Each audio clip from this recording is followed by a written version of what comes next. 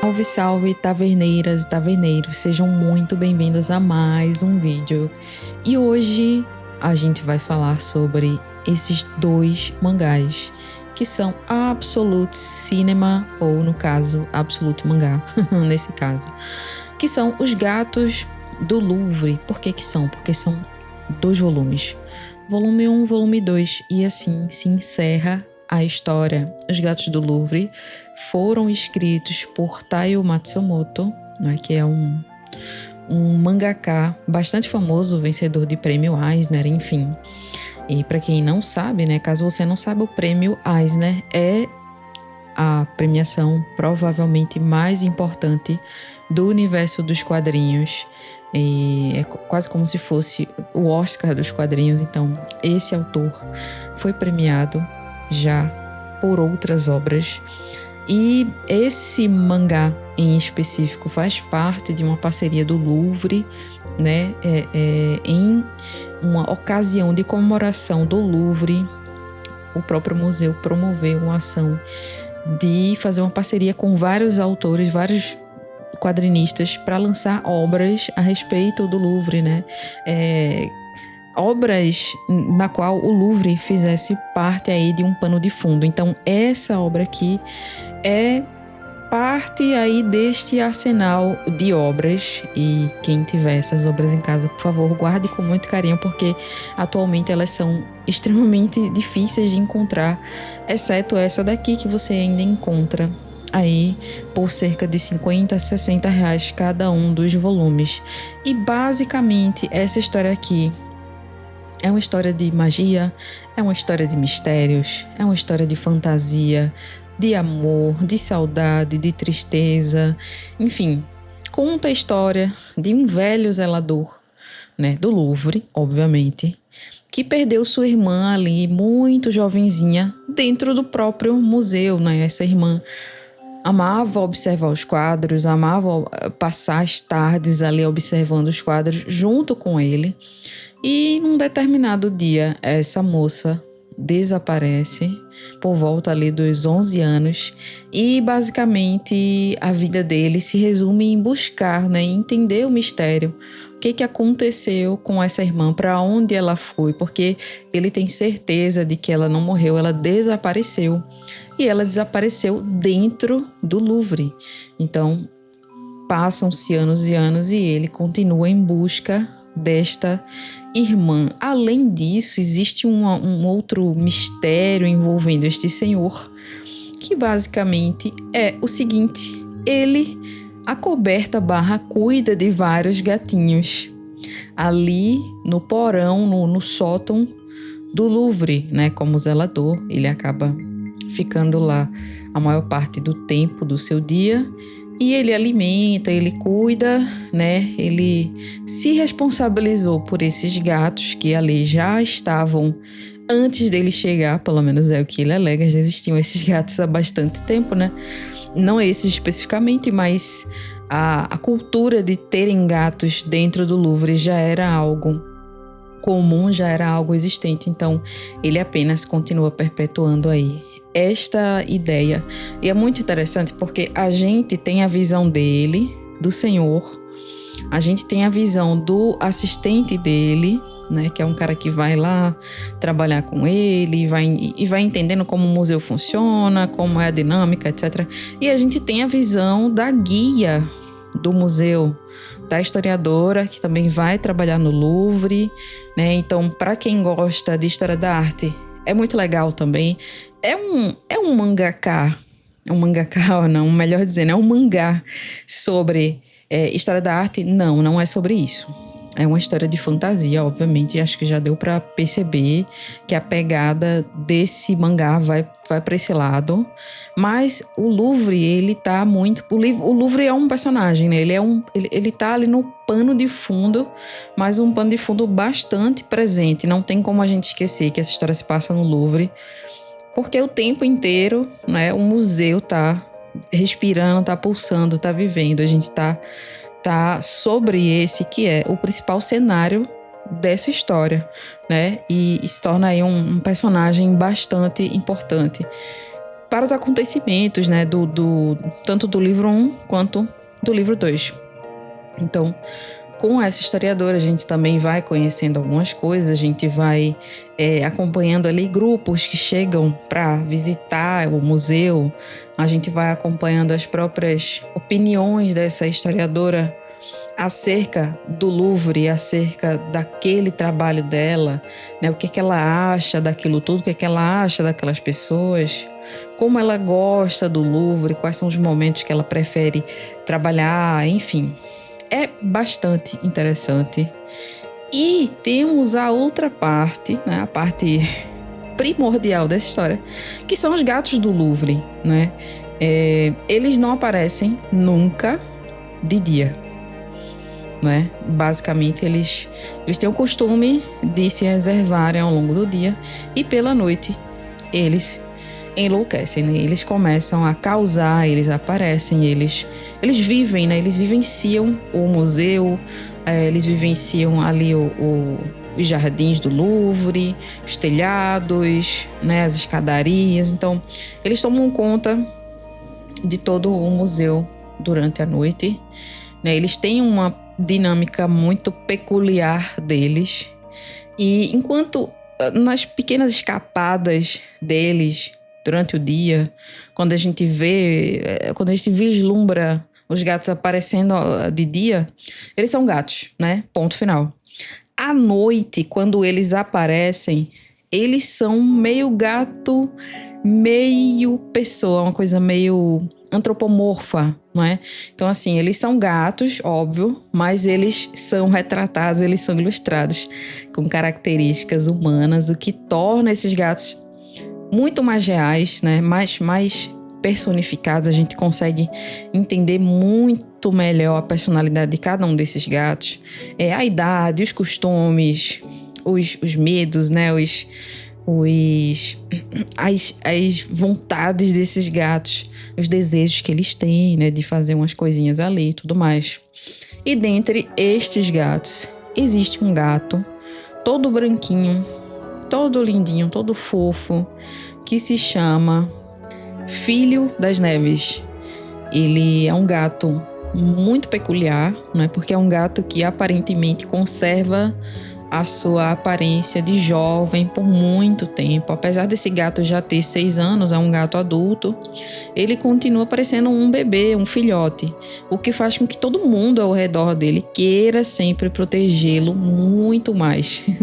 Ele acaba sendo um gato aí mais negligente, ele acaba sendo um gato mais inconsequente, até mais egoísta, muito mais egoísta do que os outros gatos, até certo ponto da história, né? Então ele é um gato muito diferente também por outros motivos dentro dessa história, que aí eu não vou contar, né? E, enfim, esse é Gatos do Louvre, né? Aí vai se desenrolar toda a história, né? Toda a lore aqui desse mangá espetacular, muito bonito, muito poético. As ilustrações são muito bonitas, são muito cuidadosas, né? Os mangakás são muito famosos por terem uma produção de mangá muito alta, muito veloz, mas também muito perfeita e com muita qualidade. Então, assim, dá pra perceber que esse mangá aqui foi feito com muito carinho e com muita personalidade, porque ele tem um traço muito expressivo, né? Ele vai um pouco para longe daquela ideia que a gente tem do traço clássico do mangá, não é? Com aquele estereótipo, etc. Uma forma meio que preconcebida que existe aí quando a gente fala de mangá, né? Já vem, é óbvio que na cabeça de muita gente já vem uma imagem bastante específica. Esses 2 livros aqui, eles vão na contramão de tudo isso e principalmente vão na contramão de uma história de fantasia, mas que seja algo muito absurdamente fora da realidade. Embora isso aqui seja uma fantasia, ela tem um pé no chão muito grande, o que faz com que a gente realmente creia que aquilo existe. Inclusive, depois que eu li esse mangá, eu fiquei com muita vontade de ir ao Louvre até parece, né, que eu vou lá semana que vem, mas eu fiquei com muita vontade de encontrar esses gatos lá, gente. Quem duvida que não poderia ser verdade? Quem duvida que esses gatos não poderiam estar de verdade habitando o Louvre ali, se esgueirando? Algumas pessoas lá durante a história conseguem vislumbrar os gatos. Olham assim, tipo, nossa, parece que eu vi um gato. Chega um determinado momento que realmente alguém vê um gato pulando assim e tal, indo de um lado pro outro ali, arrumando uma confusão. E é nesse momento que alguém descobre lá que existem esses gatos e tal. Mas fora isso, eles passam muito despercebidos. Eles realmente são bastante ocultos, mas de certa forma eles são a alma do museu. Então, depois que eu li, eu comecei a... É óbvio, né, que uma leitura dessa, para quem gosta de arte, vai despertar a vontade de visitar o museu, de estar ali diante daquelas obras, né? Tem a questão das obras também, né? Elas também não são um ponto de destaque aqui nesse mangá, mas a gente percebe, óbvio, que elas estão ali e tem uma obra específica que vai sempre ficar sendo ali falada, ela sempre vai ficar indo e vindo ao redor dessa obra, né? A temática vai ficar indo e vindo ao redor dessa obra. Se eu não me engano, uma ou duas obras que são sempre mais citadas, assim, a gente chega a observar o que está acontecendo nela, os personagens, né, assim, as características dessa obra e tudo mais. Cria-se um mistério ao redor dessa obra, né, e a gente vai começando a entender mais ou menos, vai começando a ligar ali os pontos, vai começando a compreender algumas coisas. Então, assim, se você é uma pessoa doente por arte, assim como eu, não recomendo. Não posso recomendar essa leitura. Eu queria dizer uma coisa para vocês, se vocês estiverem ouvindo um gato se lamentando, se lamuriando e chorando desesperadamente, é o meu gato que tá aqui atrás da porta que tá fechada. Ele não consegue me deixar gravar, então ele fica chorando e querendo atenção. Mas é só isso, ele é super bem tratado, como vocês já viram aqui no começo do vídeo, apareceram os meus dois gatos.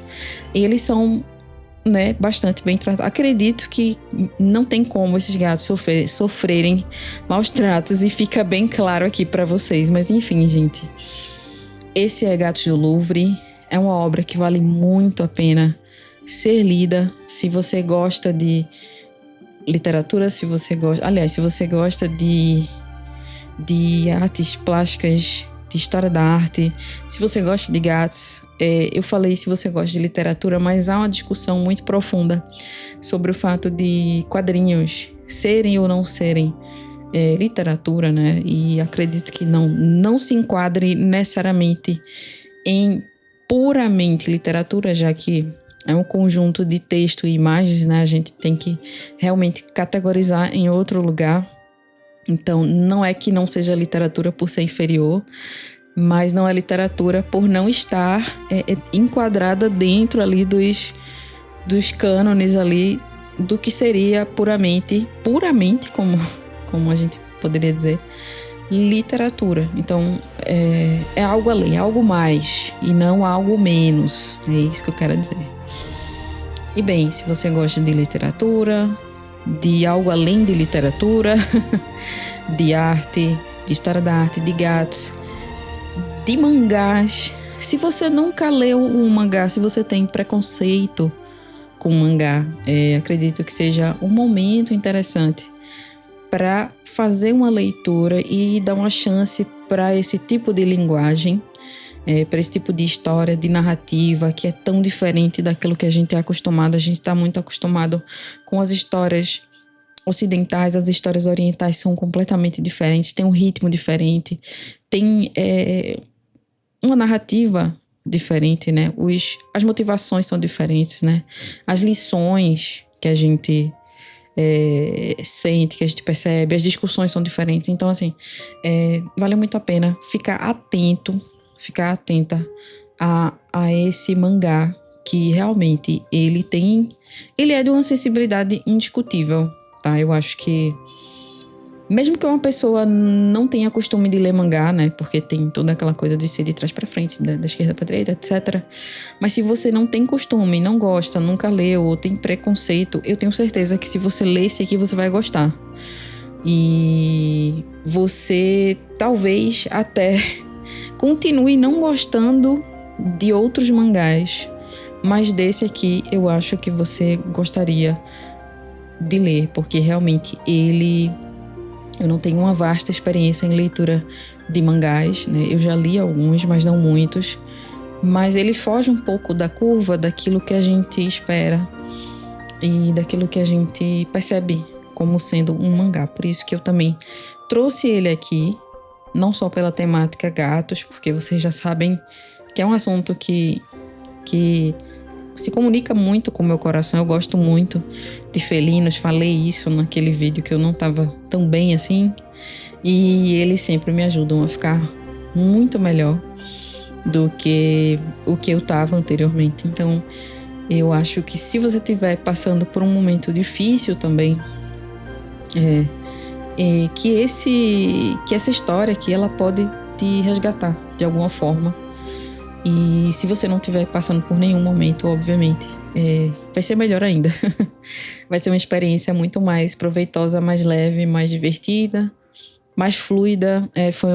Foram 2 mangás que eu li em 3 dias, eu acho, fazendo outras coisas, tendo toda uma rotina e tudo mais. Então não é uma leitura difícil, não é uma leitura travada.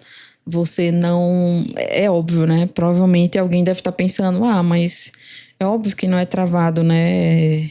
Tem texto e tem imagem, nunca vai ser travado. Não necessariamente. Dependendo do quadrinho, dependendo do mangá, você vai ficar bastante travado, porque você vai precisar parar para digerir muita coisa, muita informação. Principalmente se o estilo do quadrinho do mangá for enxertado de detalhes, né?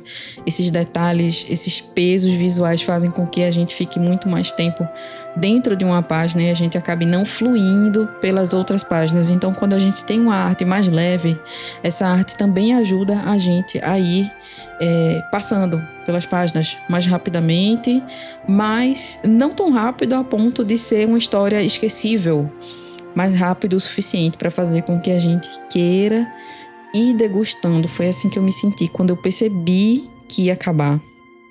Eu fui devagar, tomei um café, sentei ali calmamente, fui apreciando as últimas 50 páginas ali, porque eu sabia que ia acabar, né? E só tem volume 1 e 2, o que é maravilhoso para mim, porque eu também não gosto muito de séries de livros e etc, que tem tipo volume 1, 2, 3, 40, 50, não é pra mim.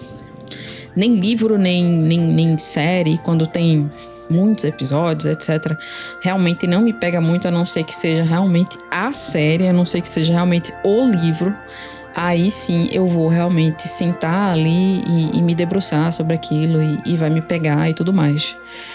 Mas nesse caso aqui também 2 é muito pouco, né, gente? Vamos concordar. Mas assim, foi o suficiente pra me deixar com saudade. Quando eu fechei a última página, eu fiquei com saudade. Eu não sei se vocês já passaram por isso, se isso já aconteceu com vocês também, de terminar um livro e ficar com saudade daquilo que a gente não viveu. Daquilo que a gente viveu, mais ou menos, né? Porque a gente vive com aqueles personagens, a gente faz parte da rotina deles, eles convidam a gente pra fazer parte, ou quando eles não convidam a gente também tá ali de qualquer maneira. Então, estamos ali com eles, passando por aquilo juntos, né? Tentando resolver o mistério aí da irmã do zelador que desapareceu ali na adolescência. Então, a gente se pega realmente com saudade, né? Com saudade dos gatos, com saudade do Louvre, com saudade do Louvre que a gente nunca foi. E com saudade, né? E querendo vivenciar mais uma vez aquilo. Então, mais uma vez, né? Fica aqui minha recomendação de leitura. O vídeo de hoje foi para desenhar gatos mais uma vez, né? Então, Priscila, você está tapeando a gente com a recomendação de um livro porque simplesmente você queria desenhar gatos? Sim. É, exatamente isso. Eu não vou mentir, eu queria desenhar gatos. E quando eu queria desenhar os gatos, eu pensei, gatos do Louvre, né? Gatos do Louvre. Eu amei ler esse livro, já tem mais de um ano que li. E sempre que olho pra eles na estante, eu sorrio. Eu dou um sorrisinho assim, porque é isso que eu acabei de falar pra vocês. Com toda a sinceridade, é uma história que me deixou com o coração muito leve, muito feliz, muito pra cima e com muita saudade. Eu acho que não tem sensação melhor, assim, pra quem gosta de literatura do que essa, que é fechar um livro e sentir saudade daquilo que a gente vivenciou de certa forma ali dentro, né? Naqueles momentos, naqueles meses que a gente leu, enfim. É realmente muito gostoso. É uma pena que nem todo mundo consiga sentir ter esse tipo de sensação. É uma pena que nem todo mundo goste de ler, mas enfim. O importante é que muitas pessoas gostam e eu espero que se vocês forem ler, né, me digam aí nos comentários se vocês gostaram ou não gostaram, o que é que vocês acharam. Eu quero realmente saber a opinião de quem for procurar essa belezinha aqui para ler e para adquirir, tá certo? E é isso. Era isso que eu tinha para compartilhar com vocês por hoje. Gatos do Louvre realmente é uma obra que é capaz de tirar a gente do maior dos abismos, assim. Realmente é uma história de aquecer o coração. É uma história sobre amor, sobre amizade, sobre carinho, sobre esperança, sobre beleza, né? Sobre intensidade, enfim. É uma história muito mágica e muito bela. E vocês sabem que eu sou apaixonada por tudo que é mágico e que é belo. Gente, já falei bastante, já falei muito aqui nesse vídeo, já tô até sem voz. Espero que vocês tenham gostado da minha companhia hoje. Eu espero que o fim de semana seja tranquilo, seja bom para todo mundo, né? Aproveitem o fim de semana de vocês. Deixem o like, não se esqueçam disso. Se não for inscrito, se inscreve. Comenta aqui se você já conhecia essa obra, se você acabou de conhecer, se você já tem ouvido falar, se você pretende ler, se você já leu, se você gostou, se você é do time que gosta de mangá, se você é do time que não gosta de mangá, que odeia mangá. Por favor, sejam respeitosos nos comentários. Quem for comentar, por favor, não cometa, né? Não precisa cometer. Não precisa cometer algumas coisas nos comentários. É só deixar um comentário bonitinho lá, dizer, gosto, não gosto. E é isso, né? Vamos ser respeitosos sempre. É muito importante, né, gente? Democracia. E bom, já deixei os recados, os pedidos de like e de inscrição. Agora eu vou deixar vocês com o resto do vídeo. Espero que vocês apreciem até o final, tá? Apreciem até o final. Estes hatchings, eu ia dizer cross-hatching, mas não é cross-hatching. É só uma rachura mesmo, simples, sem ser a rachura cruzada. E a gente se vê no próximo episódio.